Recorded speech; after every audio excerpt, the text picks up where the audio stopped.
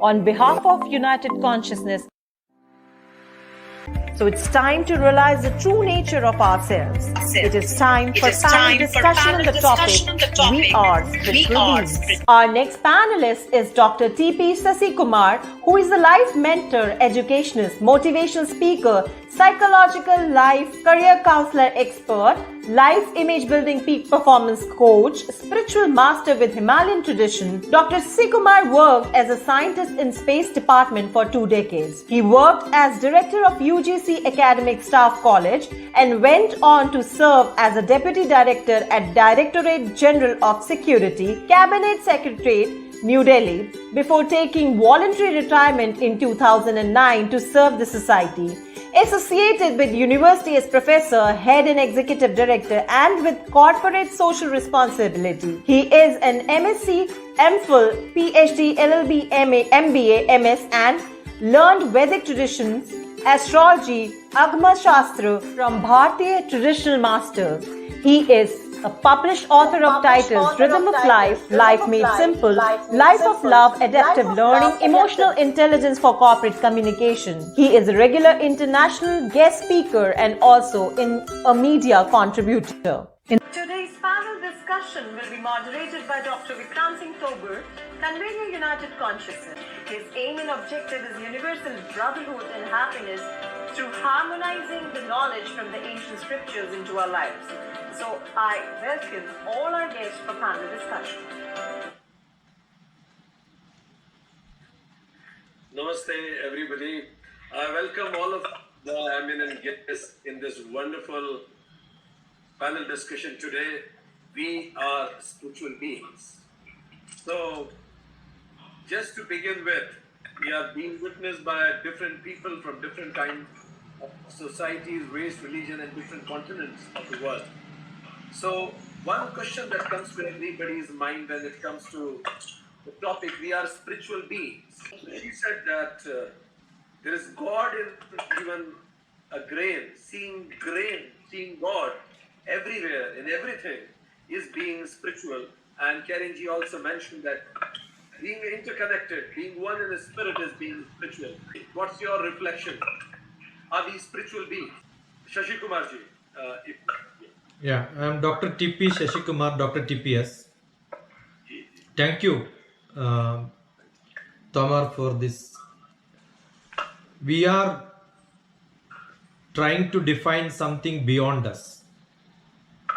The basic problem is we want to define, we want to measure, which is immeasurable. We want to define something which cannot be defined. That itself is the biggest blunder. Just now, my sister from Japan said, the seed grows and there is an energy inside the seed. What makes the seed to grow? What makes another seed which need not grow? The energy is inside, but needs to be put in a good environment with a very specific process of a nature definition, which probably as human we know this. That is what most of the people speak. If you keep asking questions to ourselves, we will know that we don't know any of this, but there is something which is beyond our knowledge which happens, and that is what the seed makes it to grow to be a big tree. So vaguely we understand there is an energy, there is a non-materialistic thing, which probably in Bharatiya Shastra believes in each human, Hridaya Guhara Madhye Kevalam Brahma Matra. Inside that Hridaya, there is a Brahma which makes us to be creative. And that creativity, if we understand that is what is spirituality, yes. But then the seed just sprouting seedling is not good enough. It needs to be grown. So the next question comes, what makes it to grow with the environment? Then we say, oh, Vishnu is who is supporting the sustenance. Therefore, God Vishnu. These are all very superficial interpretations on spirituality. Probably we must leave it without a measurement, without a definition, and keep it going as per each individual. It's like a blind man looking at an elephant and interpreting elephant is like a no pillar, and elephant is like a broomstick, elephant is like a no. It's all different interpretations. I think the biggest problem with the humanity is we want everything under our control and see we are the masters. And God understood that it is impossible, and if that realization comes in each one of us and we leave it to it without defining, I guess that is spirituality. So spirituality is the most simplest thing where you don't define and understand. We keep saying non-attachment is, if you have attachment only, you understand what is non-attachment. If there is duality only, we say there is no duality. Otherwise, why do you speak about duality? So whoever speaks, whoever try to define, there is confusion in them. And when there is confusion, spirituality doesn't exist. So Bhagavad Gita probably says, Uddharet atmanatmanam atmanam avasadayet atmaiva hyatmano bandhu atmaiva ripuratmanaha. It's only our interpretations when we look at it that gives some confusion, and if you are out of that confusion and say it just comes not from my buddhi, whatever I said now, it doesn't come from my manas, it is not with a desire I am speaking, it is not logically I am speaking. So without logic, without a desire, when I start speaking, I am not binded by anything, I don't care, and that comes from the Atma.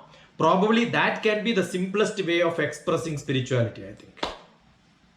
Thank you TPS, Dr. TPS ji. Thank you very much. So beautiful defined by Dr. TPS, mentioning that spirituality, defining God, is define God, he said. And he beautifully said that yes, seed, there is God in the seed, but what makes that seed grow is probably Brahman. And when you stop identifying with buddhi, manas and logic and go beyond it and identify with your own being, he used the word for that, Dr. TPS said Atma, then probably you may call yourself spiritual. Dr. TPS, Dr. Akiko ji mentioned that it is the compassion that makes us spiritual for people and being around us. What's your take on that? How do we realize, how do we recognize a person on the journey of self-realization, or maybe self-realized person? We see people world around. Over to you, Doctor. Dr. Vikrant Singh, you are asking all difficult questions in the morning, I think. And that too soon after my friend from Japan keeps throwing some arrows. Actually, if you look at spirituality is almost close to equal to God. Probably that is the worst thing what anybody can think about. Because the concept of God created out of religious practices or thought process of some human in some story, some mythology, we keep referring Rama is a spiritual man or not. If somebody asks, I don't think Vatmiki himself would not have thought about creating such a person as a Rama to become a spiritual man, because there is no mention of spirituality at all. There is only representing a dharmic purusha. What is dharmic purusha? A quality man. What is dharma? Dharma is quality. So that quality is what is to be given as a sample for all of us to follow. In that there is different qualities. And because my Japanese sister considers compassion is a quality, she make it to higher and then say if you have it, you are more close to spiritual. But there are much more things which we don't even know. See, the dharma of Rama, being a king, was much higher than being a son. Because he denied to become a son of Dasharatha, and he became a king and then obeyed his present king. Because he has to take that as his blessings. Otherwise, people will start looking at him. So, he has an attachment for the job what he does. If somebody says non-attachment is spirituality, that is also stupid. Bhagavan Krishna will not speak to Arjuna if he is not attached to Arjuna. So most of the people, the problem is we are talking about something which is beyond language. And we are using our minimum language to explain it. Got it? So if I use the word attachment, because most of the interpretation Bhagavad Gita started saying non-attachment, non-attachment. My guru taught me that is totally wrong English. Actually, it is non-bondage. Attachment is there, no bondage. If Vikram Thomas speak to me, I have no problem. If Dr. Vikrant is not going to talk to me from tomorrow onwards, I don't care you. See, that is not, I don't have attachment. I don't have bondage. I am not worried about it. No. See, that bondage is not there, but attachment is not there. Otherwise, I don't think Krishna will tell at the end, Sarva Dharman Parityajasya. So, if he says all the dharma you forget and come back to me, that means you are taking him close to spirituality. There is a Appaya Dikshidhar who says, Rupam Rupa Vivarjidasya Bhavadodhyayena Yat Karpidam Stutya Nirvajaniyata Agilagiro Duri Gradayan. It goes like this. What the essence of that is, spirituality or close to that, God doesn't have a shape. And we started giving shape to that. That is one mistake which we have done. Which cannot be explained. We started using our impure languages to explain. That is second mistake what we have done. Third, we have some spiritual places available. You go to this temple, you go and do prayers here, then that will become, you become highly spiritual. Ashram is more spiritual than your house. And therefore, you have to create an ashram which makes it very clean. These are all unconditionally making conditions. Actually, unconditional thing has to be left without a condition. So you are conditioning everything, right? So the Appaya Dikshidhar says, even Shankaracharya has done 3 different papas. One is giving shape. Second one is explaining. Third one is identifying places. Because we believe spirituality is everywhere. Though I am uneducated, illiterate, there is an essence in me which makes me a creation which is slightly higher than probably animals, where we become at least useful for our fellow beings. We have concern. We keep thinking about it. But that doesn't mean a plant or an animal doesn't have spirituality. We keep saying humans are spiritual, but the rest of the Buddhas are not spiritual. Who are we to dictate it? Because they are all the children of the same God, and then we believe God is close to spiritual. Then I don't know whether it is close to spiritual or higher than spiritual. No, these are all confusing things. Yeah. Okay. So Dr. TPS mentioned that we need to differentiate probably between spirituality and God, being dharmic, close to dharma, having non-bondage may be taken as the qualities a person should have, and otherwise it is non-speakable or explainable in the limited periphery of the language. So as Dr. TPS loves difficult questions, so let me again come to you, Dr. TPS. As Karinji said, it is easier said than done. She said that remove your limited identity and go beyond this ego trap. That what you think, what you are, go beyond it. But since my birth, I am given so many identities. Somebody calls me Muslim, somebody calls me Hindu, then Vikrant, and then Indian, and then so many son, and so many identities are given to me by default. Now Karinji is saying that go beyond it, and she added it. It is easier said than done. Can you help our audience with this specific answer? How can I go beyond these limited identities which were given to me as a conditioning from my childhood? It's a very specific question and a difficult one too, Dr. TPS. Dr. Vikrantji, we know the Maslow's principle, right? The basic physical being. We cannot avoid where we are from. We are from a nation, we are from a family. We have got a lot of bondages around by birth itself, though we say we are not. I am a Hindu by birth, that's not my choice, but I am a Hindu, I cannot avoid it. And why do I move in Hinduism? Because I believe my parents are not fools. They stayed in a place, they lived like something, so I have to, first my faith is my belief. But with my next principle of the emotional attachment is what makes me what I am, where I am, how I am. But then I have an intellect which starts working. I keep looking at whether it is logical, will I have to change, will I have to prove it right, So that enquiry stage is in each one of us. Then we think, oh, I know this is what it is. But then my root is still there. How do I come out of it?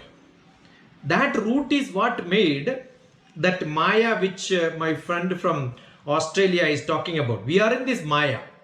The truth comes out only when you have the last top self-realization, spiritual being and all that. But how many people will get from this ladder to the other ladder? Most of the people are LKG Bhaktas. They don't get into higher devotion. They don't get into PG and PhDs. So, but what they do is they go behind a LKG teacher and think that whatever he says is the right one. So the biggest problem is people get attached to ashrams. People get attached to gurus. DrTPS is so pure and no attachment to any guru. I can learn from anybody and then start questioning. And that questioning is to know and gain knowledge. So I think from the belief, faith, you have to get into knowledge. I'm so glad that Pillai from South Africa mentioned about Sthitapratna.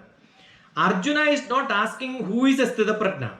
He is asking Sthitapratnasya ka bhasha. How do a Sthitapratna will behave? See, behaving is different from being. Because Arjuna is a student, he don't know how to be that. So he is asking how do they walk. See, you walk like a gentleman, you never becomes a gentleman. You wanted to be, that's a desire. But that doesn't guarantee. And the answer to that, Dukheshu anudhiknamana sukheshu vigata spraha vita raga bhaya krota stitatirmu niruchyate. But that effect will not come to anybody who listens. That is why, otherwise second chapter by which sloka? 56th sloka Bhagavad Gita would have been over. But why another few lectures are required? Because they don't realize it that easily. And that comes, it is not that we are not living in a different world. In and around we have all the mud and the dirt and the water. But then in 5th chapter Bhagavan says, Brahmanyadhaya karmani sangam tyaktya karodhiya lipyate na sapapena patmapatra mivambhaseya. You have to be like a lotus leaf where though you are in water, water falls in you, the water will not stay there. So it is not that we are not in problems. We have to live in problems. The problem with ashram people, they live in ashram, but they don't understand the real problems of the world. They are in an air-conditioned room, air-conditioned car, and then talk about the world problems. Only when your indriyas are open, indriyani paranyahu, indriyebhya param manaha. That indriya may see, I may see bad things, but my manas, the software need not process it. Even though the software processor, I react immediately, that doesn't matter. But don't keep it in my buddhi. Manasastu para buddhir.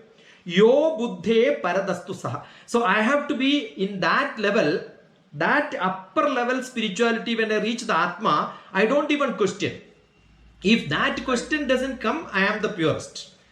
That needs lot of practice. That is why Bhagavan Krishna also told, it is not Lord Krishna. See, our problem is the word we use also has become British rule, Lord, and we have become Lord Rama, Lord Krishna. That itself says your learning is not from Bharatiya Shastra. You have learned from translated English from some other person who did not understand the essence of the book. Got it? So if you say Bhagavan Krishna, there is a different meaning than saying Lord Krishna. See, the problem is attachment instead of bondage and Lord instead of Bhagavan. These are all translated. See, the whole religious, spiritual discussions have gone from east to west and come back to east. And these are all messengers which have been remodified the original text. Grantham Moonu Pagarthidil, this is the problem. The essence have to be understood from not the famous gurus, but the essence of, we have even great gurus put their name as SAD Guru. I keep saying why gurus are sad in this world, yeah? So, thank you. DrTPS has raised many questions in that. He said that we need to practice it and we need to be it. We need to grow through life rather than going through life. Self-inquiry is the method. And the point is we see many wrong things, but we need not to process any wrong things which are received by our senses. So, dear friends, here we closes our this discussion with a conclusion. We discussed we are spiritual beings, and we have Dr. TPS. He said defining God is define God, and he said yes, there is a seed in us that what makes that seed grow, and that is called Brahman. That is called Atman. So go beyond Buddhi and Manas. We have Miss Akiko. She said that there is God in every grain, and realizing that God in every grain, seeing it, is spirituality, and the core of spirituality is compassion, and compassion is a choice that whether you would like to forgive or go a long way in life. We have Dr. Karine from Australia. We have Dr. Pillai. He mentioned that we are ocean in the drop and drop in the ocean. Remain in the state of non-doing, and whole creation is on automatic mode. We are just an instrument. And bhakti, once you realize it, bhakti is an automatic outcome of it. And then we have Karinji. She said that spiritual being means being interconnected, freezing the feeling of I-ness, being more generous. And then the question came that how do we realize whether a person is spiritual being? Then Dr. Pillai said that there are many qualities. First is treating everybody as equal, all experiences as equal, being balanced in mind, being peaceful, free from hope and greed. Karinji said that having non-ego, being emotional stable, being focused and alert, compassion for human, plant and animal all. And Dr. TPS mentioned that being near to dharma, having non-bondage that will shape those things. He mentioned about Shankaracharya also, how he did many things which he mentioned. Now then, how to deal with it? How I can be that? What are the tips?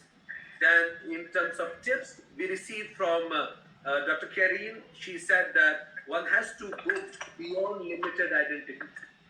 And in order not to be reactive, because people react to their own maps of reality. And that's why go beyond your limited identity, drop that ego and realize yourself. How to drop that ego? Then Dr. TPS mentioned that yes, parents have given us some conditioning, but we can utilize our intellect, be non-sticky, and inquire into ourselves. And that way we can grow to the right knowledge from LKG to PG. And for that we need to practice. Along with that, Akiko Suzuki said that it is very simple when you start behaving in a compassionate manner, when you are ready to share and you remain simple in life. And Dr. Pillai concluded that forgiveness is the key. Let go, realize that you are an instrument in the hand of divine.